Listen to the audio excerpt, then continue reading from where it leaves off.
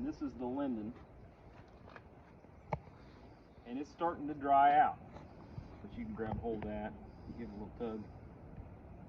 It's strong. Yeah. It is really strong. This material is probably one of the strongest materials in Kansas.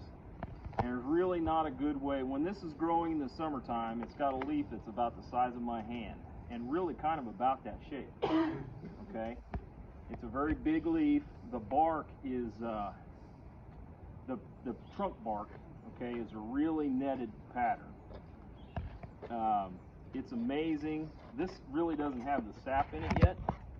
But I'll process a little bit of this in a little while to show you. Whoops, sorry.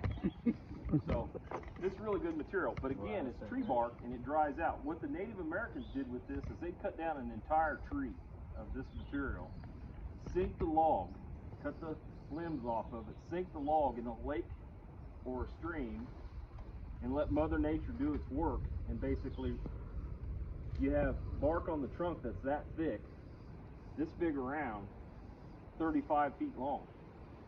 So you can imagine how much fiber all that thick bark will turn into this thin fiber like we're working with. So that's what, when they made hogans, especially back east, when they made their arched roof structures, it took a lot of rope, and that's what they used to make that rope.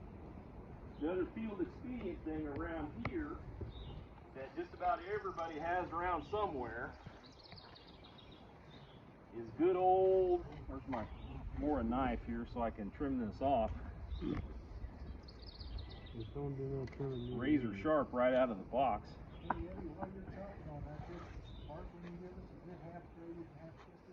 Could be. The tree bark can be stiff to work, and sometimes I do field expedient. That's what I'm going to do with this. It is. They are sharp on mine. So he's got one on his bottle pack and one on his. Can't have too many more, can you? At the price. I've been practicing. You guys, all you tactical guys aren't going to like me. I'm going to show you anyway. So, put my razor sharp Moore knife away. Label response. I'm just going to process this elm real quick. Okay.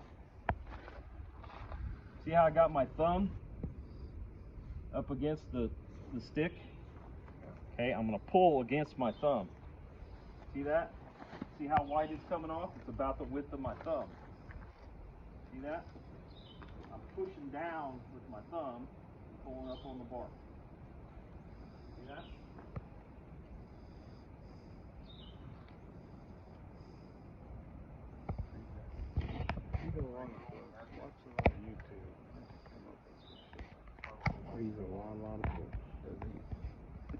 So, I got my first strip here. Facebook groups.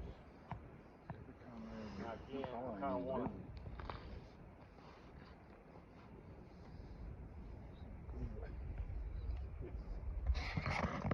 process this off.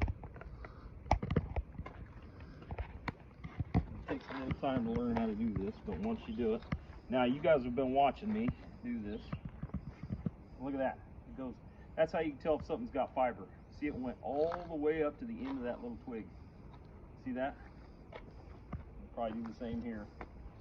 So I got a thick end on this side and a thick end on this side.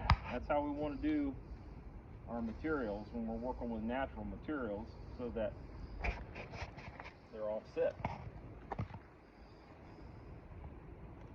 Now you're gonna, I don't know if this will impress you, but it impressed me when I first did this.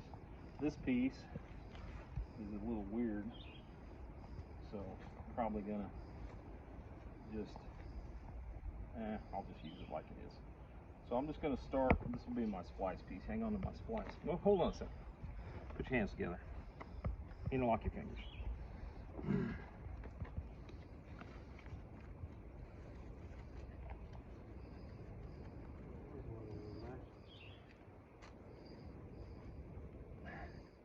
Go ahead and get out of that.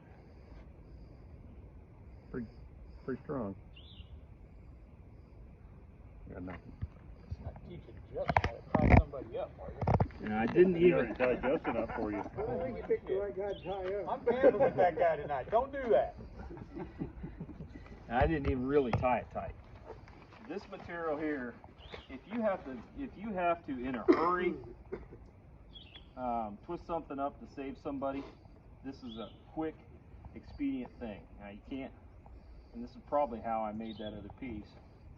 And this probably won't thigh roll very well because it's kind of flat.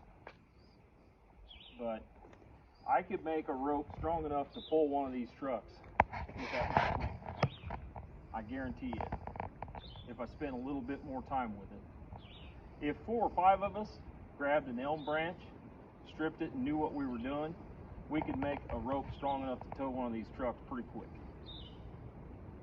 So, I mean, yeah, this is kind of natural materials, primitive survival type training, but you can use it in other ways that maybe you hadn't imagined. Let's see. Quickly. And you could do partners on this stuff. You start twisting, okay? You start twisting, okay? See that?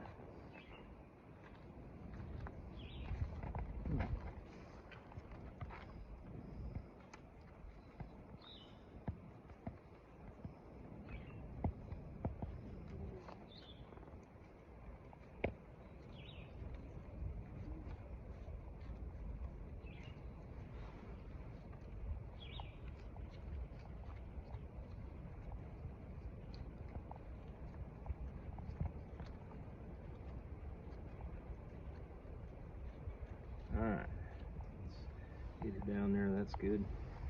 Okay, so we got to our splice.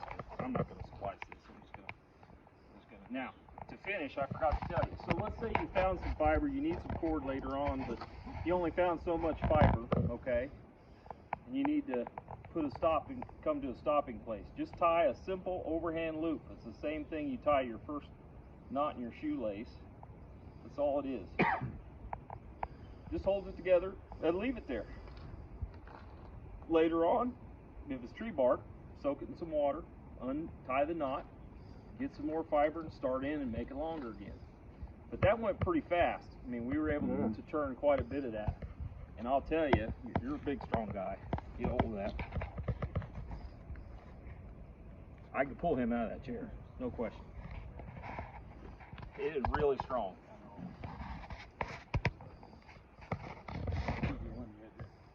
The old one.